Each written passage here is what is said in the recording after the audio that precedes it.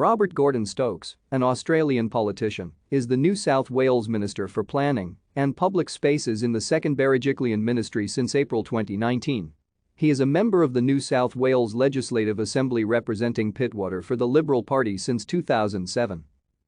Stokes has previously served as the Minister for Education from January 2017 until March 2019 in the first Berejiklian ministry, the Minister for the Environment, the Minister for Heritage, the Assistant Minister for Planning, and the Minister for the Central Coast during 2014 and 2015 in the first Baird government, and the Minister for Planning from April 2015 until January 2017 in the second Baird government.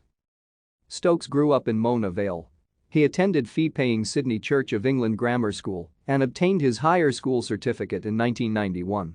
He obtained a Bachelor of Arts, a Bachelor of Laws, a Master of Laws and a PhD at Macquarie University, a Diploma of Biblical Studies, and a Graduate Diploma in Legal Practice. Stokes was an associate with the law firm David Begg and Associates in Martin Place, Sydney. Thank you for watching. Like and subscribe if you would like to view more of our videos. Have a nice day.